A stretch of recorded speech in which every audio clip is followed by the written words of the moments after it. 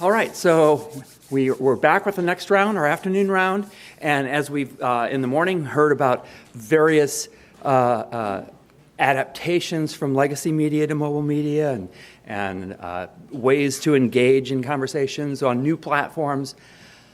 What always lurks in the background is, how do you know if the platform's working?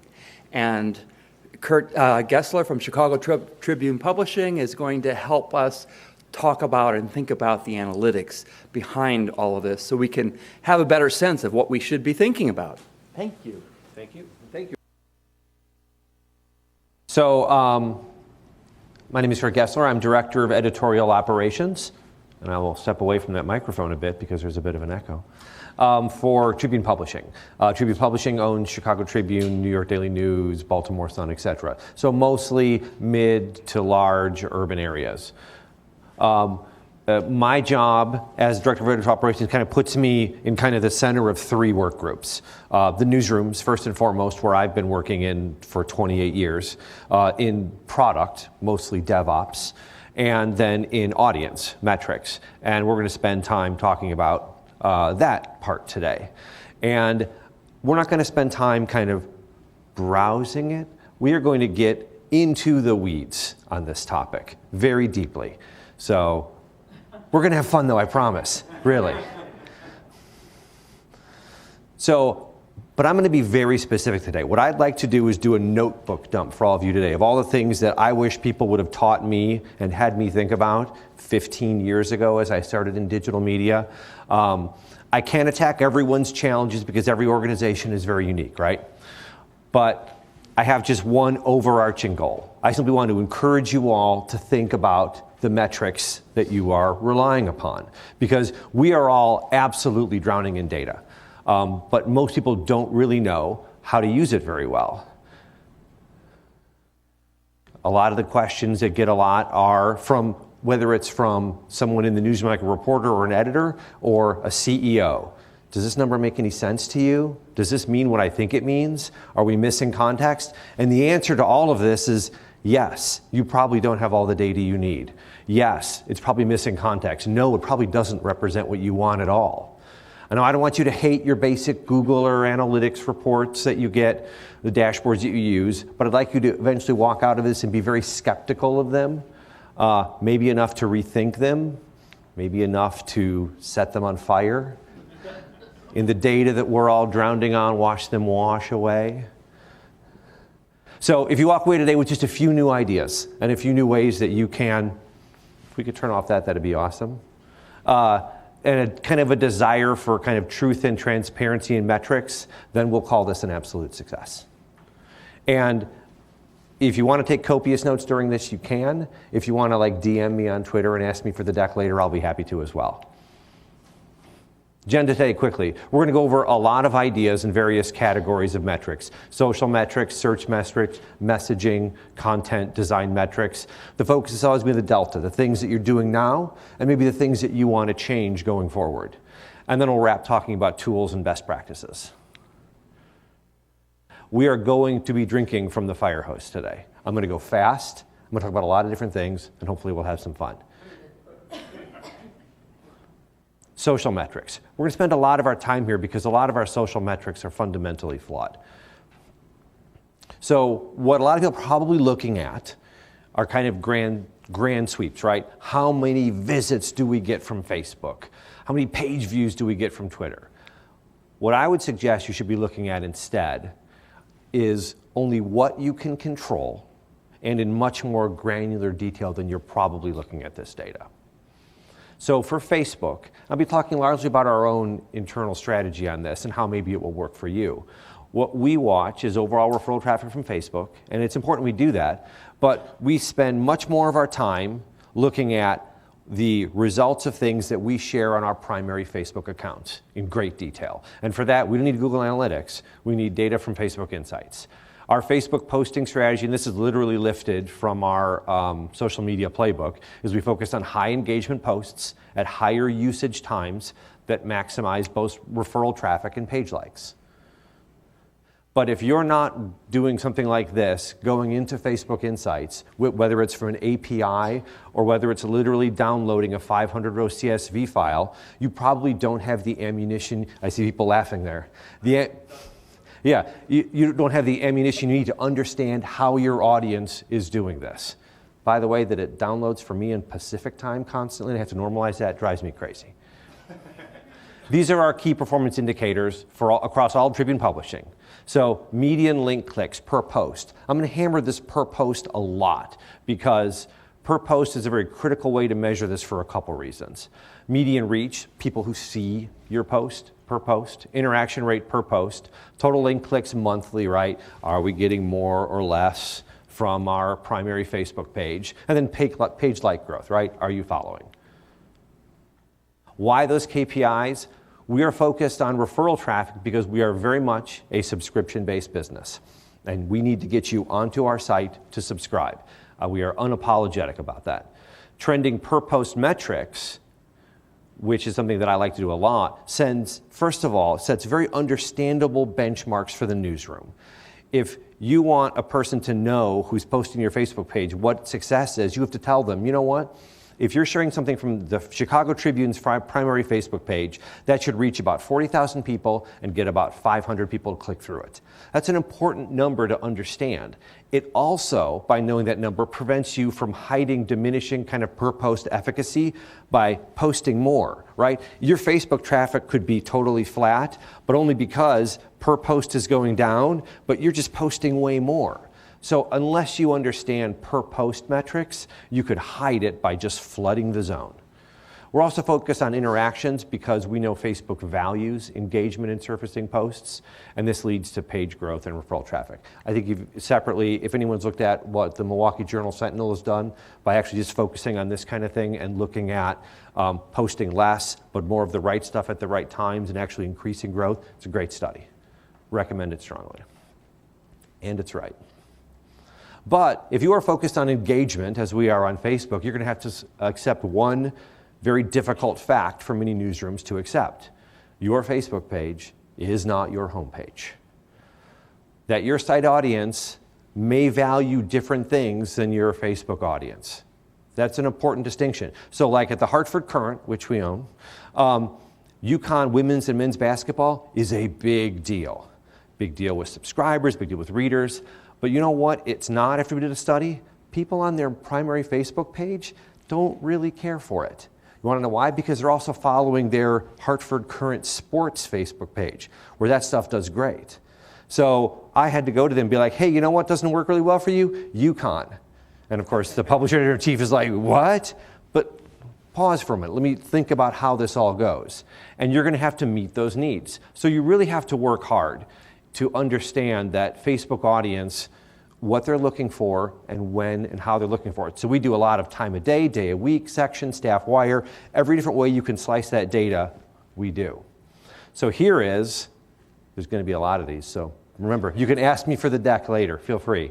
So this is some data from Chicago Tribune. And this was some of the first research we did. And this was really important because what we were doing was we were developing kind of a very site-like strategy to posting. So if you look at this, in this area here, you'll see this is when we kind of posted our big projects, right? Tuesday, 6 a.m., investigation into Chicago Public Schools. What people weren't doing was reading that on Facebook at that time. So we started and looking at this going, wow, that like 3 to 9, that's when people were really using our Facebook page. Now there's no like magical hour for when to post to Facebook, but there are regions that have higher positive engagement. So what we would end up doing was we would develop a strategy where if we had a big project we were going to launch Wednesday morning on site, we would not post that to Facebook until 5 p.m. That took a little buying understanding from the newsroom to be like, okay, we know what we're doing, and this is why. And after a time, people started seeing, hey, you know what? That really is getting higher engagement because someone's hitting that on their phone after dinner at 8 p.m. or something like that. We looked a lot at day of week, and we looked at Sunday night actually being really good for us. So we started, again, when do we post things on Facebook? Sunday, Monday, Tuesday. That's when some of the peak windows for us were. And then also by section. And this is a blend of both CrowdTangle data, so you see the CT score, and Facebook Insights data.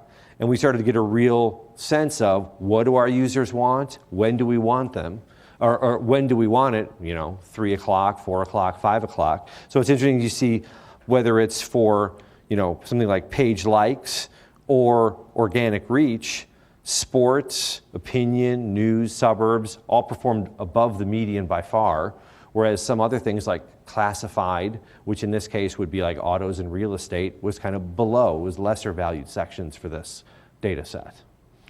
Oh, but by the way, yeah, we do actually track average ha-has, sads, and angries too, because we are grown-ass adults.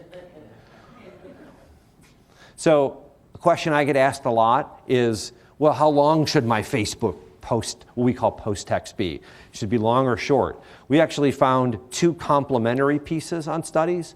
So we found that long posts on Facebook and Chicago Tribune actually get more interactions. Set it up more, ask a question, do more thing. That tends to be more interaction, tend to be surfaced more. But in a similar but complementary study in Hartford, we also noticed that, however, the shorter the post text length, actually the more link clicks you end up with. And it was really pronounced. So here's a year's worth of data from the Hartford Courant's Facebook page.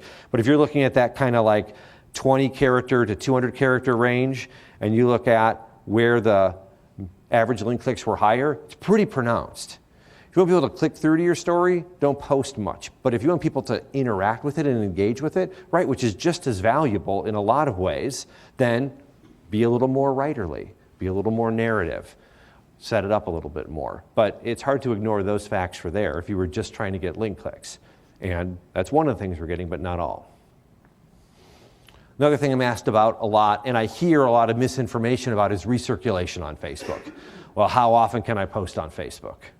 We looked at about 10,000 Chicago Tribune Facebook posts, and about 10% of them included a second post of the same URL, right? There's some very good reasons. Maybe a story updated, it's a big deal. Maybe it was a project we wanted to really kind of lean into. Or maybe it was, hey, it's winter now, here's how to winterize your car, and we posted last year's story because it was just as good.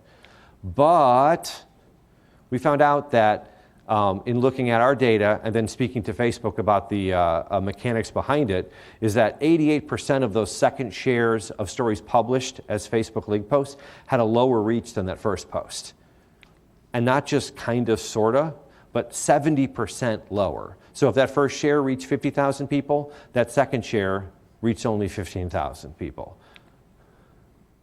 So here's a case where here are 3 shares of the same post, 34,000, 24,000, 14,000. Why, you ask? Because Facebook basically does a job of serving up this post to the best possible audience in perpetuity. Facebook logs this. You can't wait a week or a month or a year. When you share that post again, Facebook says, well, I already shared it with the second post, the first best group. I'll give it to the next best group. So in this case, maybe it's a Cubs story, and it gives it to Cub fans. And then maybe it's a Cubs story, so then it gives it to, well, sports fans, White Sox fans maybe. And then you post it again, and it ends up giving it to someone else. So built into Facebook's own algorithm is a self-limiting portion of this. Now, you may want to push harder and go through this for editorial reasons, for your organization's mission statements, but you have to realize that you're going against the grain if you're hoping for success on multiple posts of the same link. Here's another fun piece we did that actually ended up kind of having an odd application. So we did a Facebook sentiment analysis. So we grabbed about 1,000 posts and pulled 40,000 comments off the Chicago Tribune's main Facebook page over like 2 months. Facebook comments are a delightful place to live, let me tell you. So we used, and I'll get to some of these tools at the very end, kind of a parse tool to grab the comments. We filtered out irrelevant comments, people selling things and stuff like that, and then performed some pretty deep sentiment analysis, looking at, okay, how are people doing this? Some of the things that Emily was just talking about last session. Well, how can you say positive things? How can you say negative things? So it's really an important part of looking at kind of what people are wanting to do, what kind of descriptive words are positive and negative. And we came up with a really interesting result. So we broke it down by section in the end here, and we looked at what was the positive or negative comments per section, per story. And frankly, it kind of surprised us, right? To some degree, that news would have more negative comments, okay. And is that even necessarily a bad thing? If someone says, I hate this, that's a positive interaction in a way. They're saying they hate it, even though it's a negative comment. But seeing like the suburban content story up so high, that we weren't expecting that at all. So then when you're looking at other things like lifestyles makes kind of sense, dining, whoa, I would eat that, I love that, that looks delicious. And then classified, again, classified being a lot of luxury real estate and like Ferraris under cars and stuff like that for the Chicago Tribune. So we had this huge wad of data we had here that kind of clearly pointed to some indicators of some comments or some types of stories get negative comments and some kind of stories get more positive comments. And we kind of said, the newsrooms don't need this. But what we found was that the marketing department that does our Facebook paid promotions found a lot of value in this.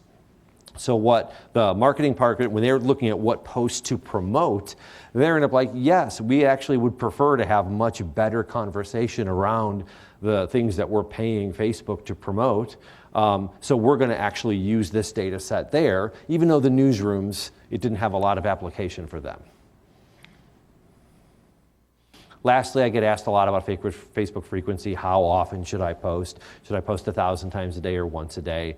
I would just say this. Facebook is very much less about volume and more about quality. You will find the right cadence to post based on this. CrowdTango recently released a local news study where they found these areas here. I think it's a little high at the top end, but this kind of generally makes sense to me as far as a cadence you would want. But again, like I would not worry about we need to post more. I'd be worried about we need to post better. So the end result for us was, again, focusing on these high engagement posts, very consistent with your editorial missions, your organizational missions at times of higher engagement. And then when you track and measure the results, we end up with charts that look kind of like this. So this is when we started really worrying about Facebook, right here, and you can kind of see why. And then we started to really study in much more granular detail how to do this.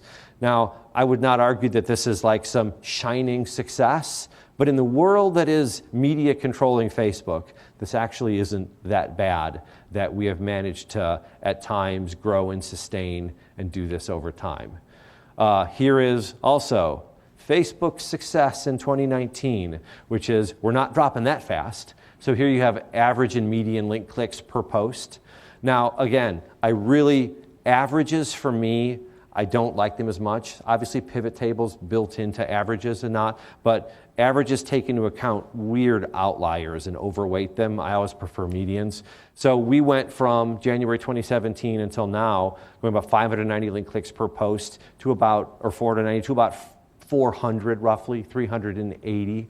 So it's not that bad. So it has had a meaningful difference doing what we're doing, even though it is still a struggle every day. Twitter is a lot like Facebook for us. Obviously, it's not fully algorithmic, but we tend to focus 100% on what our main accounts are sharing. Yeah, it's great that we know what we're taking in for Twitter overall, but it's more important that we know what we control. So our Twitter strategy, engagingly sharing our journalism to maximize referral traffic and followers. Get people to our sites to subscribe and get them following us. Very similar KPIs. Link clicks, again, per tweet, per unit, median impressions, how people have seen it, total link clicks, and follower growth, right? Pretty basic stuff. So Twitter, as this largely non-algorithmic environment, favors very much the real-time sharing of information. Speed and strong voice are the currency to engagement, account growth, and referral traffic. And much like Facebook, track it all per post. Surgically measure the results and expectations. Make sure the person that's running your Twitter account knows if I tweet this out, I'll probably have 30,000 people see it and get 100 link clicks. So here is our results on monthly link clicks. I really hate those circles are too big. I need to fix that chart, and it's kind of compressed here. Aesthetics matter. Again, solid so far. Tribunes, this is a Tribune data set, and Tribune has got about 1 million followers. And again, here's impressions. And again, you see the average being higher than the median, of course, but still fairly stable for us. and then link clicks overall. Again, surprisingly stable in this time of great social chaos. Twitter tips, generally, you can't tweet too much as long as you don't tweet like 8 things at one time. Tweet, space, take a breath, tweet again. Don't just tweet headlines. Remember, like most people have Twitter cards fully installed. You know, the headline's already visible. Strive to be engaging. And unlike Facebook, you can tweet the same story twice. But what we do on our own strategy is make sure that even though it may be the same story, we try to cast that in a different way each time we tweet it out. So here was Barack Obama when he was called to jury duty, headed to the Daily Center. People were very interested in this story, so here he is, top of the morning, headed out there. Then later on, Kenwood man reports for Cook County jury duty. People enjoyed that. Kenwood man later dismissed from jury duty. Again, same story, just an update, but fun story people were leaning into. And then finally, Barack Obama, ex-University of Chicago law professor and head of the Harvard Law Review, dismissed from Cook County jury duty. But all throughout the day, we're having, again, we're being timely, we're having a little fun with it, strong voice, tweeting out the same length every time. And, you know, it was fun. I would always advocate that news organizations be very judicious in hashtag use. They often imply bias, even when they don't appear to. If your organization, depending on what spectrum of the universe you're on in media and pseudo-media, maybe you can. We tend to not at Tribune Publishing. I would also, and this is a weird one too, people don't understand this, I would very much limit retweets of sub-brands and reporters, right? And by sub-brands, I mean if there's a Chicago Tribune sports Twitter account. If you as one of your KPIs want to emphasize account growth as one of your key things, as we do, if we tweet everyone else and we never tweet ourselves, it's actually really hard to follow a account from that, because all you see, oh yeah, Chicago Tribune retweeted Chicago Tribune business, but it's almost impossible to build followers on that primary account. So what you end up with is we saw a 90% decline in page follows when we amped up by 100% the number of retweets we were doing. So not saying it's not part of your strategy, you might want to. You might want all of the follower growth to go to reporters or sub-brands. But if your primary thing is, I want this main account to grow, I would absolutely say limiting retweets is probably something you should do. Another thing, and this came out recently in the CrowdTangle local news study, was while tweets can be 280 characters, the most common length of a tweet is 33 characters. However, longer tweets get more engagement and impressions.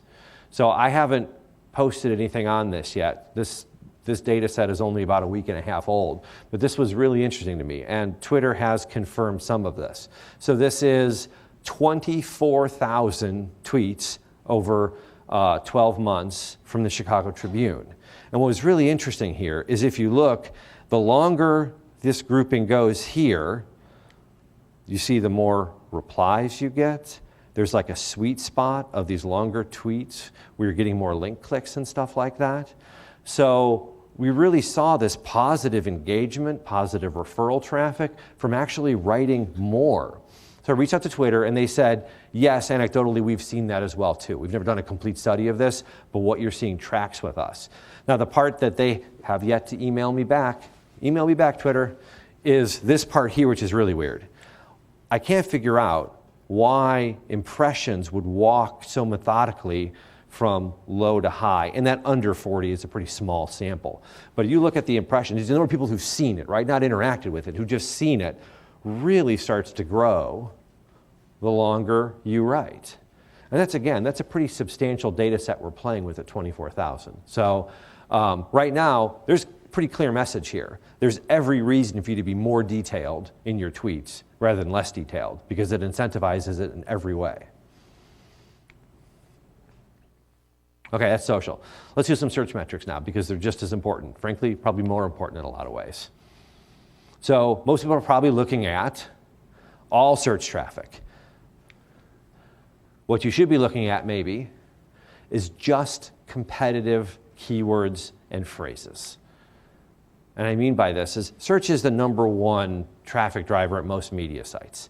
But a lot of that traffic is non-competitive. It's people using Google just to get to your site, right? Someone goes to Google and they type Baltimore Sun, then they click over to Baltimore Sun. That's non-competitive. Unless you want to do a big marketing push, you're not going to move the meter there. Search is for your brand or your staff. If someone wants to read John Cass in the Chicago Tribune and they Google John Cass, they're going to come to us. We're going to win that search. So there's just limited potential. The greatest potential is to download a big steaming wad of data from Google Search Console and identify competitive search terms where you could actually grow audience, probably at the expense of someone else, and make a difference. So in Chicago, we did this and we found a lot of common keywords and phrases.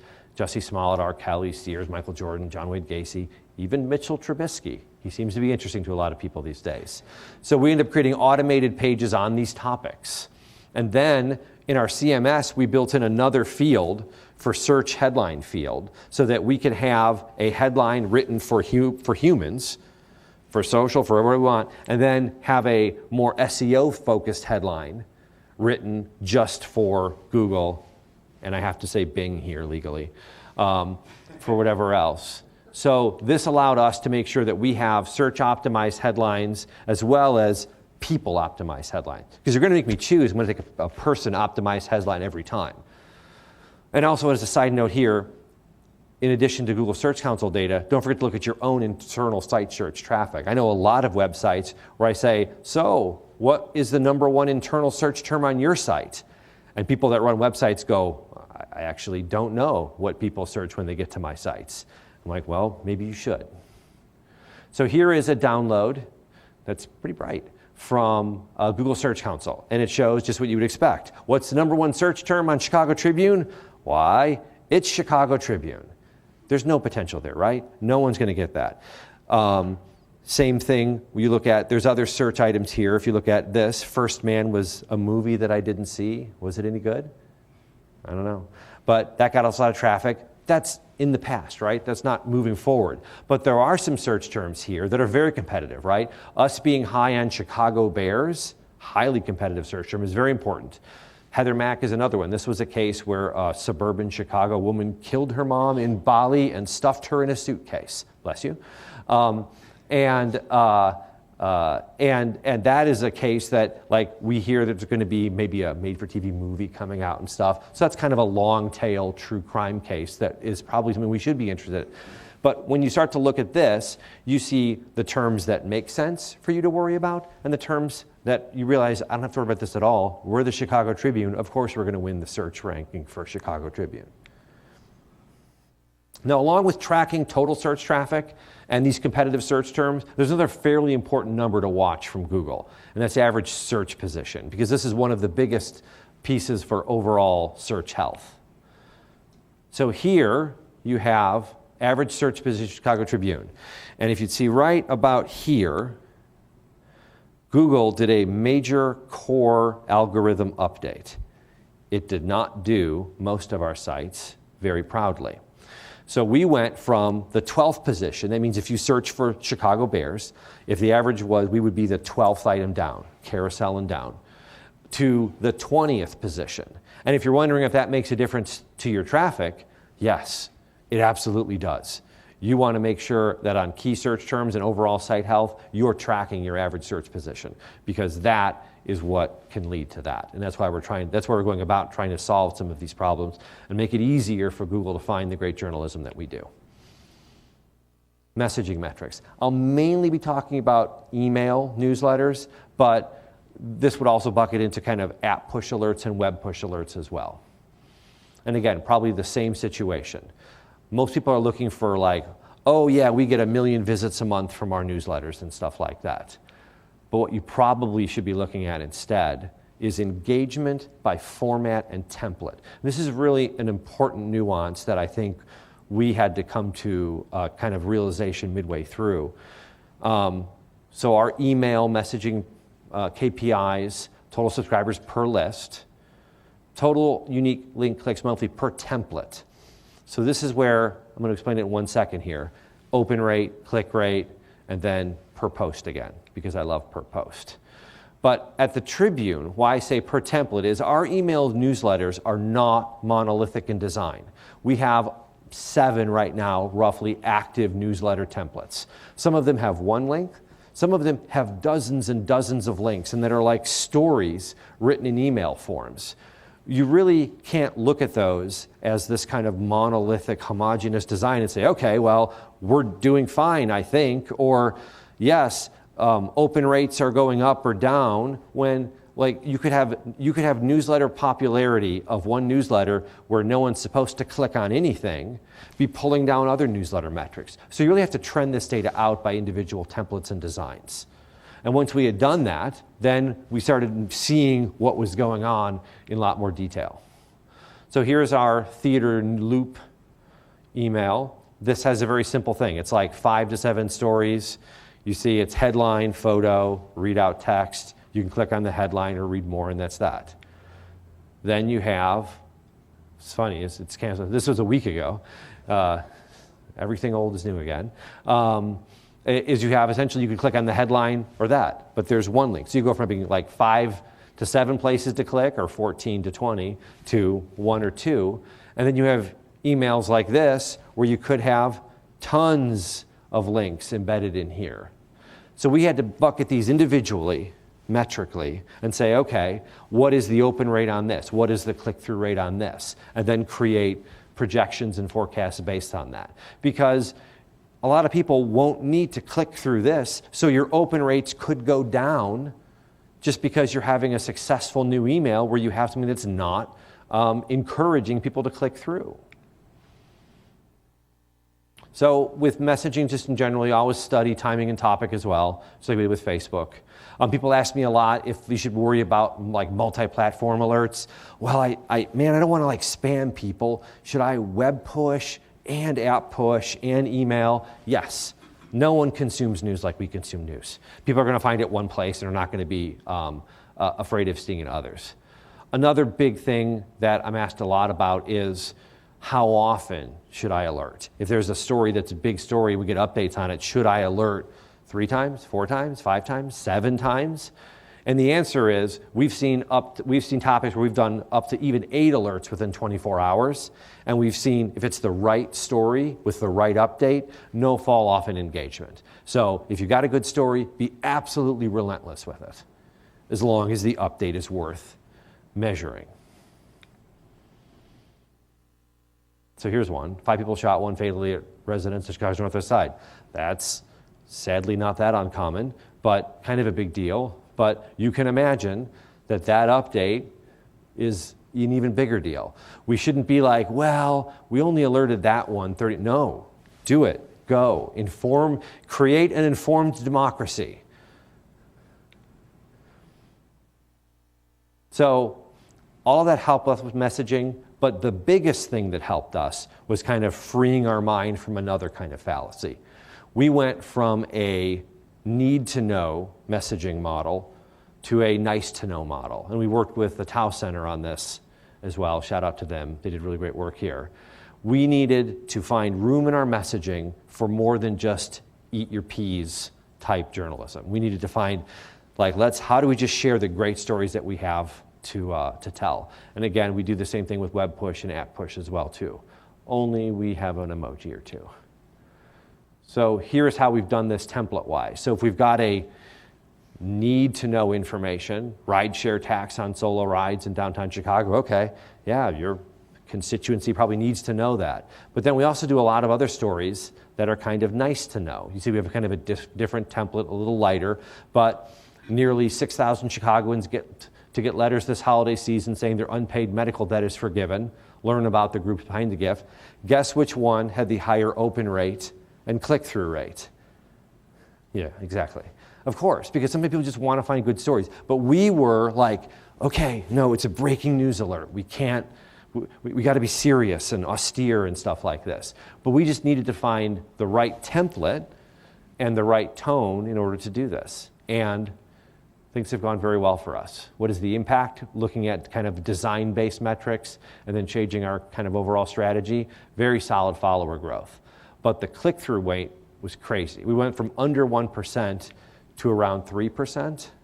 So total sent, right? We have not, this is specifically for the one link breaking news template, right? Which could either be a nice to know or need to know.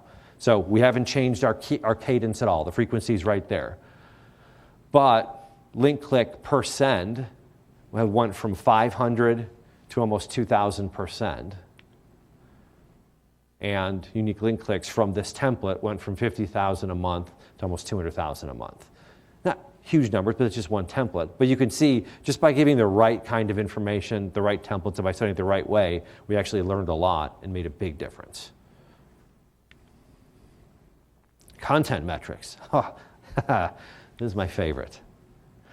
So what are you looking at? If you're like most newsrooms that I've worked in or work on behalf, you're looking at everything.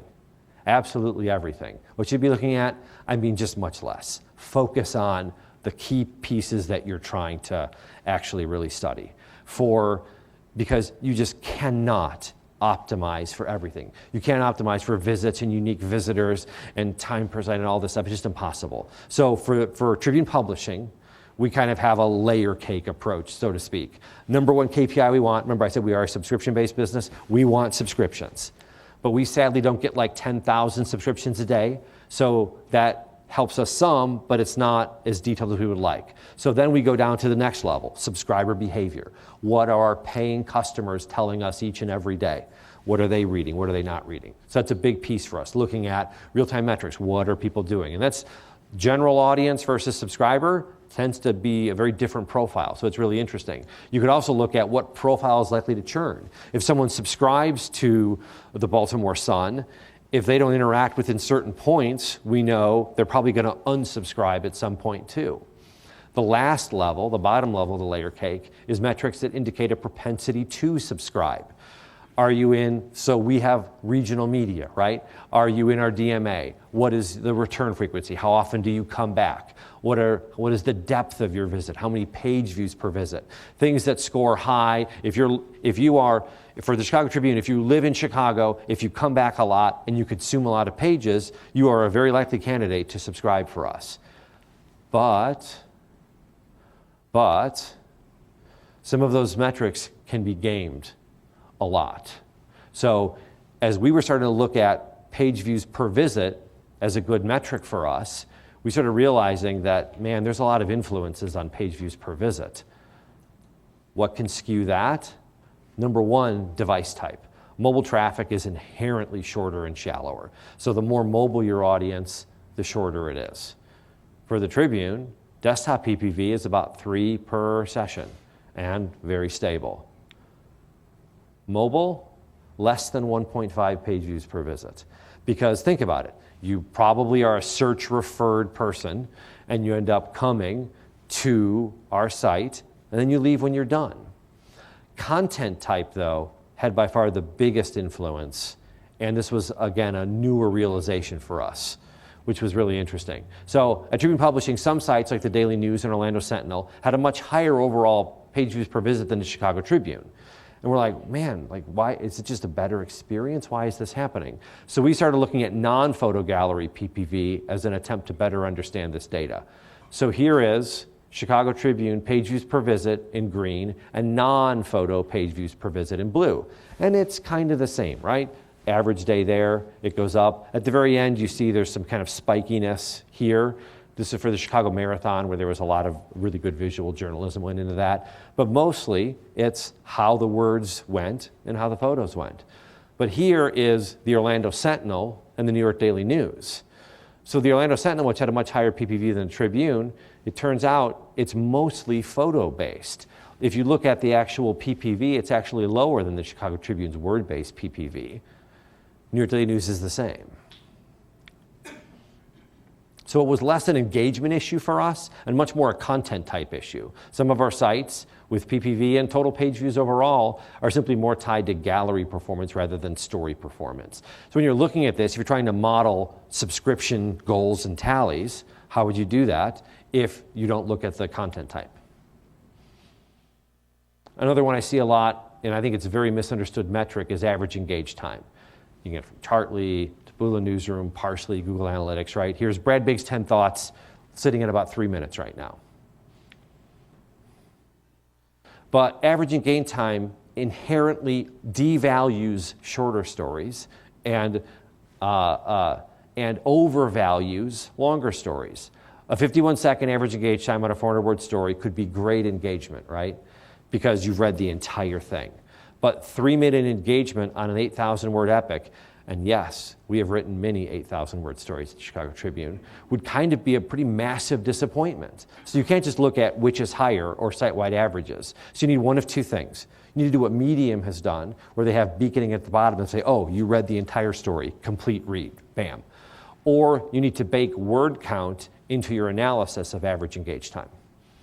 So here's a story we had at the Chicago Tribune about a guy who died and another guy who lost 2 arms by an improperly installed ComEd wire. Really powerful story. And then here's a story during the Chicago Symphony Orchestra strike. It was an interview with Maestro Muti. Really nice piece. The wiring death, 3,700 words, a $1.54 average engaged time the day it launched. So that's good. But the Moody interview on that same day actually had a lower average engaged time by 2 seconds. So you think, okay, it's less successful. But that was with 1,700 fewer words. So more people consumed more of that story. That Moody interview was a more engaging story in total than the ComEd wiring death story. Then you could argue one was more important, right? But I think you have to look at, when you look at average engaged time as your metric, you have to realize that if you want to do it, it's best to do it in relation to length and presentation. We use what we call relative engaged time. And then you could triangulate it as well against average adult reading time too. You could really do some cool things. But you have to realize that is a metric that is easily influenced by length. Design metrics, and I'll go fast. Pam's nodding. Kurt, go fast. You're probably looking at how cool this looks. I got started late. This isn't my fault. You're looking at how cool this looks. You should probably be looking at how people are engaging with this stuff, because design is really super important. Focus on the user experience, especially in your mobile story level pages. If you have a lousy UX, your journalism simply will have less impact. And you could surface a lot of problems by looking in excruciating detail at all the aspects of the user journey. Do people not subscribe because your actual subscription process is very confusing? Do they only read one part of the story from mobile because one story per time because they can't find another story to read?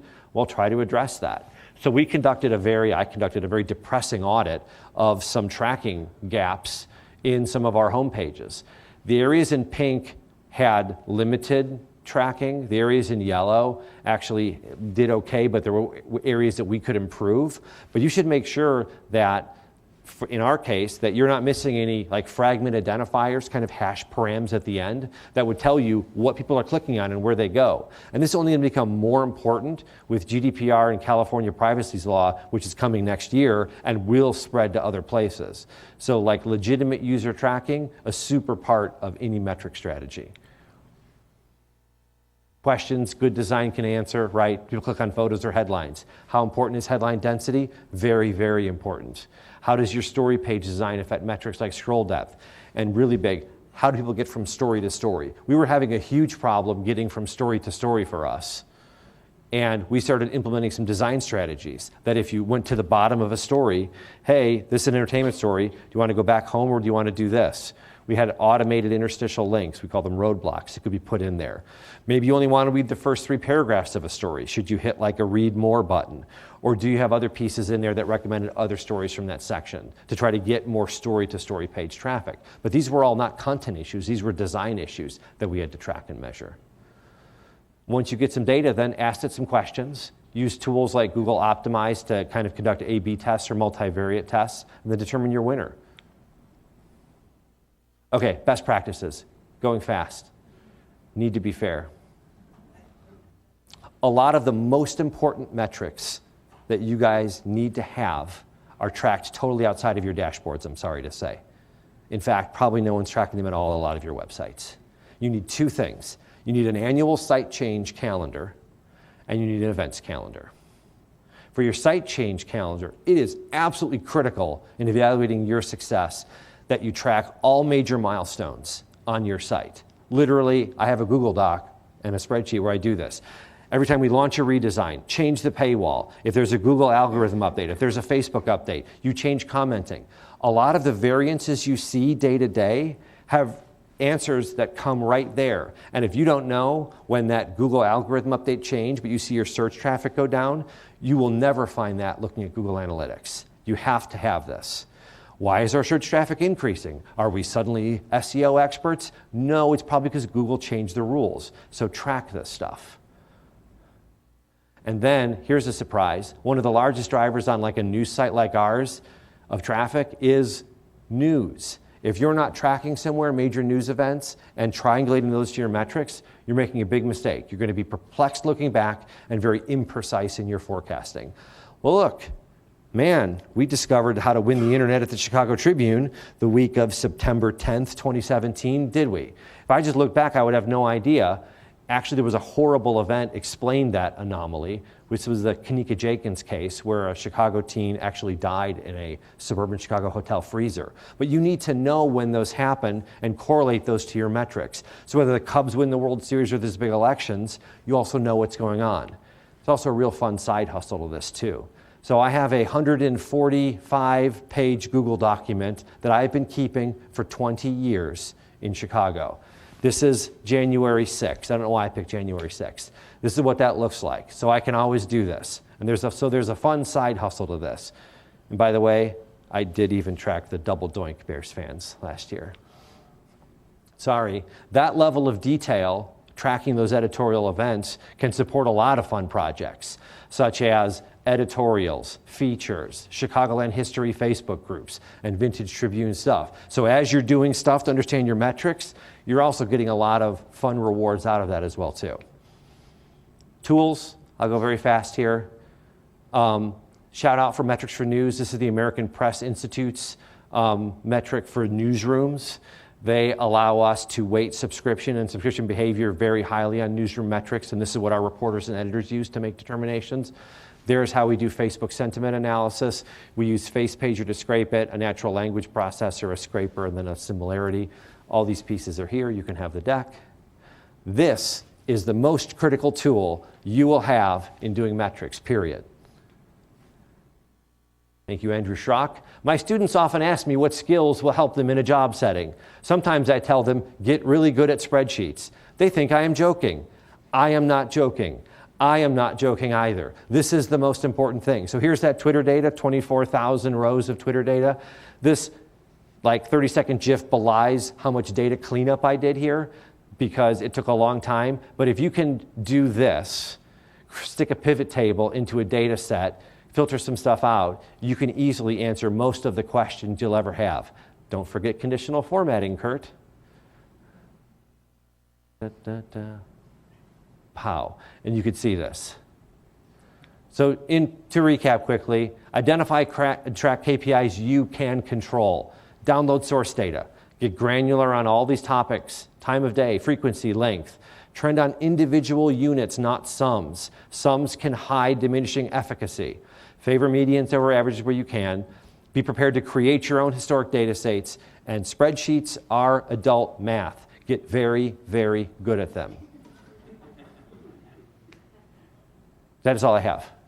And that is a photo I took out here 2 years ago that I need to and I still have those purple glasses. Any questions? How is this data actionable? I think when you're talking about search data trending for an entire site, what you're trying to do is, in my example here, is you're trying to create strong signals to Google that you have a lot of, I'll call it content, but I'd rather call it journalism, a lot of journalism on this topic. So whatever you're doing, that's making sure the full search term is in the headline, make it in the lead of the story. Maybe you have a page Chicago Bears and do this stuff. So that kind of overall audit does that. Now at an individual level, again, headline works too, but Twitter has a pretty strong indicator in short terms on studies. So you might want to make sure you tweet. I would not worry about hashtags. I would actually definitely say don't say hashtag Go Bears if you were a Chicago Tribune Bears reporter, because again, seems a little homerish. So I wouldn't play that game. But for us, it was identify these topics that we know are doing well. The piece we're kind of missing, and we get out of like Google Trends Explorer or partners like Taboola Newsroom, is how much potential are there in those topics, right? So we see bears as number 2, right? Well, in the Chicago DMA, does that represent 1% or 90%? How much more can we steal? And we need other tools to kind of do that. But if you're talking about the reporter level or the editor level, a lot of time that's just a search mindful headline and making sure that you're doing things that kind of make sense. Is it on your Bears page? Do you have a Bears page? Stuff like that. So there's still, like, everything is kind of a balance, right? But I'll say this, like, we want a direct relationship with the consumer, first and foremost. We want people to pay us for our great journalism. There are still a lot of teams dedicated to worrying about, you know, programmatic advertising, and then every other thing. I would say this, we are advertising mindful, there's no doubt, but how we do with direct sales, with events, with branded content, with Amazon affiliate link revenue, we're getting way beyond the, well, it's either a display ad, it's either local, sold, or programmatic. There's an array of ways we need to make money these days. So I'm not diminishing that, and we're not trying to lose traffic, certainly, but we know what's going to give us a stable base upon which to grow are people in our markets supporting our mission. We have 2 of our markets, Chicago Tribune and New York Daily News, are actually 2 of the partners. Facebook is now paying us to do journalism, which is wonderful considering the impact that they've had on us, whether it's inadvertent or not. I won't have that discussion right now. You know, the answer is really simple. Facebook has told us that they're not going to change the behavior in the short term of what is in the news feed. So, but we are going to 100% be watching how this plays out, right? So they're going to have this news tab, you know, have this news tab. They're going to be, this should be essentially additive to us, not subtractive, but we are watching. We're going to watch per week, per month, per post, and all this stuff, and make sure that they are still doing what they're saying. Does that answer your question? No. Or just talk? Yeah. So how often do you have to revise that kind of? All the time. All the time. There's not, like we have made some suggestions that we have then walked away from 2 years later. This is, so these charts, we update them at the latest once a month. And then we're watching these guys, okay, well, this doesn't work anymore. Hey, you know what? The Twitter went from this to this, and now it doesn't work. So the second we think we know what we should do, things change. We don't. We have to burn everything down. It affects it in some ways. Like, here's an interesting example, and I'll need, let me take 2 points here. So we discovered in our metrics a strong interest in not only environmental journalism, but specifically related to Lake Michigan in the Midwest. So we actually saw such a strong correlation of subscriptions and subscriber behavior to this. We took Tony Briscoe and said, hey, you know what? This is your beat. It's a brand new beat. You're the Lake Michigan environmental reporter, and you're going to do great journalism just around this. So in that sense, yes, we want everyone to be mindful of this. We don't want it to be the only thing driving the conversation. So sometimes we create new beats off this. Our dining team, when we learned that Chicago's kind of a foodie town, when we saw in the metrics that people subscribed to our content and subscribers behaved a lot to it, and then we thought, is this consistent with our editorial mission, right? Is Lake Mission consistent with our mission? Is Chicago food team consistent? Well, yes, it is. We doubled the size of the food team and said, yeah, go do more fun food stories as well, too. Then there's another piece, which is, what if you've got a team? What if the politics team's doing great work, getting good page views, but you notice across the board, they're all underperforming on search? Well, let's get them some training. Maybe there's some things that we can do to make their work surface on search or surface on social. So we don't want to say this is going to be the driver. Like, look, hey, this does well, let's do more on this. But hey, this does well on Facebook at this time, let's promote this here. Or create a new beat, or give new training. It's just one of the many factors in what we do, but it's not the only factor. We've done user labs and user study. This is all quantitative data. Qualitative data is really important. But qualitative data, in dealing with news organizations, I found this to be true about qualitative data. People always tell me what they think I want to hear. So, did you read the Brexit story on the front page? Of course I did, the whole thing. Brexit's really important. Can you explain Brexit to me? No, I can't. I'm sorry. I didn't read that story. So like that's really tough to do. So in newspapers, like one of the proxies we sometimes did was how many editions were returned at the box at the end of the day. If we sold 98% of our things, we probably thought, hey, maybe we got a good front page or maybe not. We don't know. We can't know. There's good user labs out there, and we want to do more of this to get more qualitative data. We just hired a VP of consumer experience to try to get some of this stuff. It's really important. It's just tough to balance all of this. This is part of the puzzle. Yeah. Well, that's me. I'm not part of the puzzle. Like our app traffic is about 5% of our web traffic right now. It is a tough proposition for a newsroom to have a great app. Now we have a native app, it's pretty good. We are going to lean heavily into a better user experience, into better messaging. Like, can we do fire hose? If you're a Cubs fan, do you want an alert every single time we post a new Cubs story? Maybe, or maybe you don't. So we need to have and understand that relationship better. We have a very mediocre experience and are being rewarded by mediocre traffic on our app right now. We need to do better though. It's another proxy for loyalty, right? How often do you do this? So yes, another very useful metric to us. One of the things that we do track, 100%. Thank you, Kurt. And what we'll do now is we're just going to move right into the next speaker, and then we'll have our 15-minute break after Tamar speaks. Is that, we're ready to we'll just change speakers now, and we'll have our 15-minute break after the next speaker. Thanks much.